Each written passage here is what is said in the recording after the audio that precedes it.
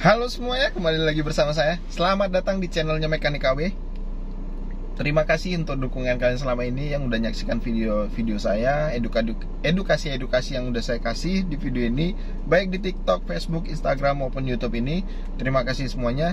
Jadi untuk video kali ini saya akan bahas khusus untuk teman-teman semuanya yang pengen beli mobil dalam keadaan second. Ingat ya, beli mobil dalam keadaan second. Saya akan kasih 3 kriteria aja.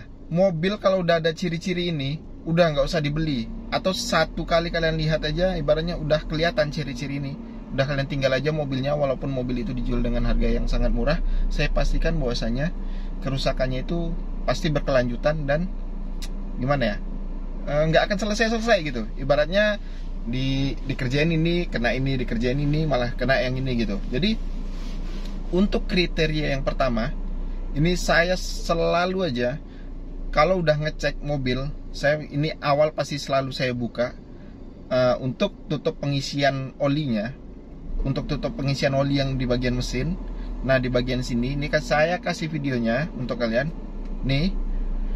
Nah, kalau udah kelihatan ciri-ciri seperti ini, mesin yang berlumpur atau sludge seperti ini, alangkah baiknya kalian langsung putar kanan aja.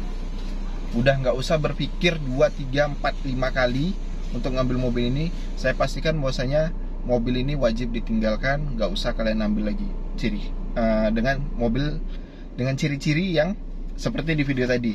Kenapa saya bilang gitu? Saya jelaskan sedikit. Itu adalah sludge oli. Ini nggak harus kena oli palsu ya. Oli asli pun bisa terjadi seperti ini. Kenapa bisa terjadi? Berarti orang sebelumnya itu kurang perawatan. Dia ibaratnya setiap ganti oli itu males-malesan gitu. Aturannya kilometer maksimal itu di 5.000 dan 6 bulan pemakaian dia bisa-bisanya kilometernya belum lengkap kok gitu kan. Jadi dia ganti setahun, 2 tahun sekali baru ganti oli. Ini justru yang salah. Dia pergantian oli itu kalau untuk waktu maksimal itu di 6 bulan. Kalau aman-amannya ganti oli itu di 5.000 km. Jadi itu udah jamin lah, kalau udah kayak gitu mesin pasti terawat lah. Kenapa sludge oli itu terjadi ya karena itu. Bisa jadi mesinnya kena oli palsu, yang pertama. Yang kedua, kejadian dia malas ganti oli. PR-nya gimana bang? Kan bisa di flushing. Gak ada mesin yang bisa di flushing kalau udah sludge. Ini saya sampaikan. Kenapa gitu? Banyak ya produk-produk sludge, banyak produk-produk flushing mesin itu yang dijual di pasaran itu, dia itu bukan untuk kategori sludge yang menebal seperti itu. Dia kalau udah sludge tipis-tipis terus dia belum berkerak itu bisa, tapi kalau sudah berkerak jangan pernah sesekali dicoba dimasukin cairan flushing. Bisa jadi suara mesin itu menjadi lebih kasar daripada sebelumnya. Karena apa? Penyebabnya itu ketika dimasukkan cairan flushingnya, kotoran yang tadi kan kemudian itu terkelupas jadi gumpalan-gumpalan. Nah, terus dia malah menutup lubang-lubang HLA yang ada di mobil, di mesin mobil itu. Otomatis kalau sudah menutup lubang HLA, yang sejatinya lubang HLA ini gunanya untuk supply oli ke seluruh mesin. Ibaratnya kalian udah tau lah, kalau udah jalannya buntu berarti olinya nggak nyampai gitu kan. Nah, yang ada nanti mesinnya malah jadi kasar dan lain sebagainya. Obat satu-satunya kalau sudah sludge tebal seperti itu adalah bongkar mesin. Udah wajib hukumnya, bongkar mesin, dibersihkan satu-satu gitu. Oke ya, itu untuk kategori yang pertama. Untuk kategori yang kedua adalah kilometer putaran. Ini udah nggak ada debat lagi.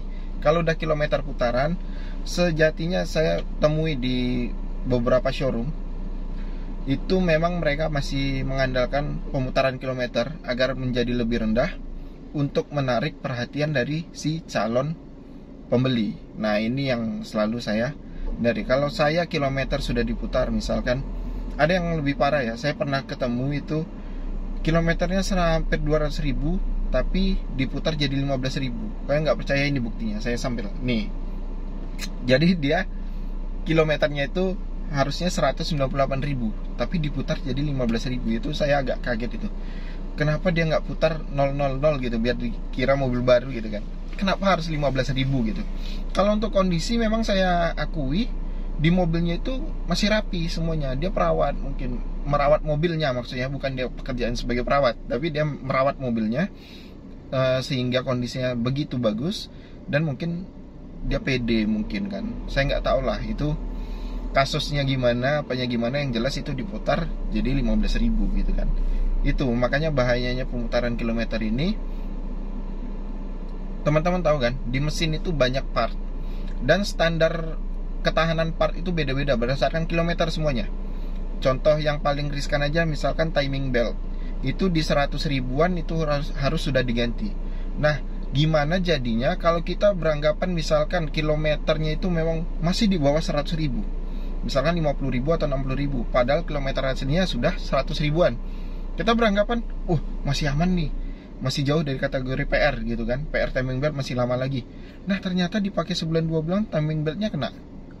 Datang ke bengkel resmi, misalkan ke Mitsubishi, Toyota, Nissan atau Suzuki, dicek recordnya ternyata udah 100 ribu lebih. Nah, ini kan sangat mengecewakan gitu kan untuk pembeli. Jadi biasanya kalau saya ngecek kilometer itu by scan bisa, tapi lebih sering lagi saya di aplikasi bengkel resminya, itu lebih lebih worth it lagi gitu kan. Nah, terus yang terakhir itu adalah bekas laka. Nah, bekas laka ini biasanya saya hindari. Kalau sudah laka depan ya, laka depan dengan kategori seperti ini saya tampilin juga videonya. Nah ini kalau udah ketemu sasis berlipat seperti ini, saya hindari.